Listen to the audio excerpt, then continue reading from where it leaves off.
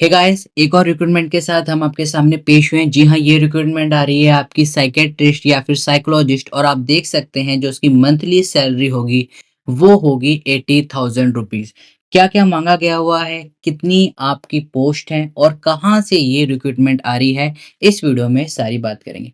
तो अगर अभी तक आपने हमारे चैनल को सब्सक्राइब नहीं करा है, तो चैनल को सब्सक्राइब करिए। यहाँ पर साइकोलॉजी से रिलेटेड जॉब्स, साइकोलॉजी के नोट्स और वो सारी चीज़ें साइकोलॉजी से नेट, यूजीसी, आईआईटी गेट सारी चीज़ों की इन्फॉर्मेशन आपको यहाँ पर मिलेगी। तो अगर अभी तक आपने हमारे चैनल को सब्सक्राइब नहीं करा है, सब्सक्राइब करिए और बेल आइकन को ज़रूर दबाइए। देखिए, अब बात करते हैं इस पोस्ट के बारे में। 80,000 रुपए पर मंथ यहाँ पर आपको सैलरी मिलेगी। अब देखते हैं यहाँ पर ये वैकेंसी आपकी कहाँ से आ रही है। ये वैकेंसी आपकी आ रही है आईआईएम सिरमौर से, जो कि आपका शिक्षा मंत्रालय भारत सरकार के अधीन है। धौलकवां डिस्ट्रिक्ट समसौर एचपी यानी कि हिमाचल प्रदेश से ये आपकी वैकेंसी निकल रही है।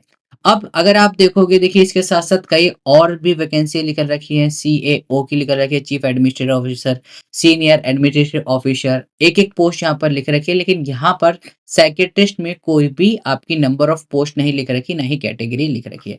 आइए देखते हैं कितना सैलरी है, क्या क्या दे रहे हैं और कितनी आपको इन सारी चीजों को मिलेगी। गाइज, अगर आपने वीडियो को अभी तक सब्सक्राइब नहीं करा है तो सब्सक्राइब जरूर करें, बेल आइकन को भी जरूर दबाएं ताकि फ्यूचर में आपको वीडियो आसानी से मिलते रहे। आइए देखते हैं। देखिए, पोजीशन ये क्या है, ये परमानेंट पोजीशन नहीं है, कॉन्ट्रेक्चुअल बेसिस पे ऊपर है।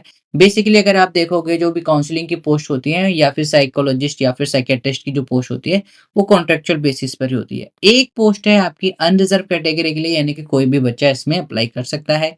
मंथली कंसोलिडेट सैलरी आपको 80,000 रुपए plus other faculties like medical insurance. तो ये आप मान के चल सकते हैं आपकी अराउंड 90 टू 95,000 के अराउंड ये पड़ेगी। क्या क्या चाहिए आपको, देखिए पोस्ट ग्रेजुएशन चाहिए साइकोलॉजी ईयर में ऑफ 2 ईयर फ्रॉम में रिकॉग्नाइज यूनिवर्सिटी, आपने पीजी कर रखी हो विथ एटलीस्ट 55% मार्क्स, जो कि आपकी सारी जितने भी बच्चे साइकोलॉजी में एटलीस्ट सबके होते ही होते हैं। उसके बाद जब बात आती है एक्सपीरियंस की, तो यहाँ पर बच्चा फंस जाता है। अब देखिए, जब हम बात करते हैं यहाँ पर एक्सपीरियंस की, तो यहाँ पर minimum 5 year of the clinical practice, यानी कि आपके पास कम से कम 5 साल का एक्सपीरियंस यहाँ पर मांगा गया हुआ है।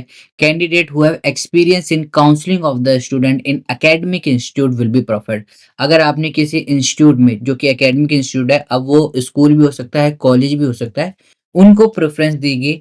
और जिन बच्चों के पास पीएचडी है साइकोलॉजी में, उन बच्चों को यहाँ पर प्रेफरेंस दी जाएगी। लेकिन पीएचडी वालों के पास भी 5 साल का एक्सपीरियंस होना चाहिए। ऑल्थो इन्होंने देखिए यहाँ पर स्पेशली पीएचडी कैंडिडेट्स के लिए नहीं लिख रखा है, बट आई बिलीव कि पीएचडी कैंडिडेट्स के लिए एक्सपीरियंस मिनिमम 1 या 2 साल तो रखेंगे अगर 5 साल नहीं रखेंगे तो। जॉब रिस्पॉन्सिबिलिटी में देखिए वही रिस्पॉन्सिबिलिटी जो नॉर्मली होती है। ही और she will provide the consultation to the student of the IAM. अगर आप देखोगे आईएएम की बात करें या आईआईटीज की बात करें, यहाँ पर आपको काउंसलिंग में बहुत ही अच्छा आपको पैकेज देते हैं। 80,000 90,000 रुपए के अराउंड पर मंथ दे रहे हैं और 1 साल का यहाँ कॉन्ट्रैक्ट होता है। बट इनके लिए आपको 5 साल का एक्सपीरियंस होना चाहिए। और अगर आप देखोगे, इससे पहले आईआईटी बॉम्बे में काउंसलर की पोस्ट थी, तो उन्होंने सिर्फ हफ्ते में आपको 2 या 3 दिन बुलाया था। यहाँ पर देखोगे consultation will be provided from Monday to Saturday from 5 to 9 PM। अगर आप देखोगे मंडे टू सैटरडे बुला रहे हैं और 5 बजे से 9 बजे तक, यानी कि सिर्फ और सिर्फ 4 घंटे के लिए ही आपको यहाँ पर वर्क करना है। उसके अलावा आपको अपनी रिपोर्ट्स तैयार करेंगे या ये सारी चीजें तैयार करके देनी पड़ेंगी। लेकिन काउंसलिंग का सेशन क्या रहेगा, शाम के 5 बजे से 9 बजे तक। He or she will maintain a strictly professional relationship with the students and keep the confidentiality of information shared during the consultation, diagnosis and the treatment, जो कि आपकी नॉर्मली रहती है।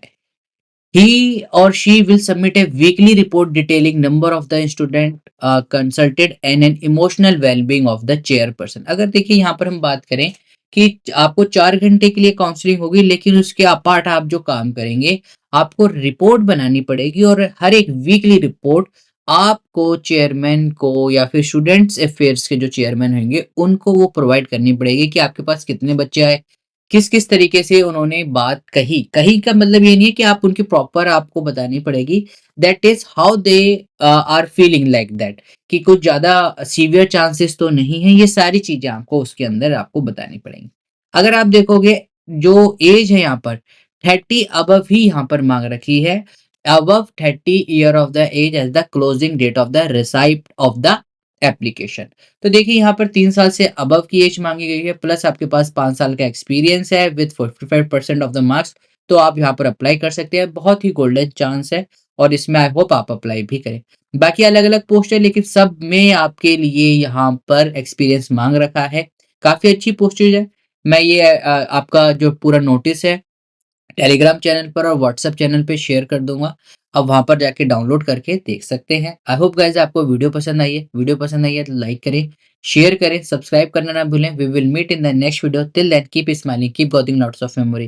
This is caffeine shot. Have a great day. Thank you all of you.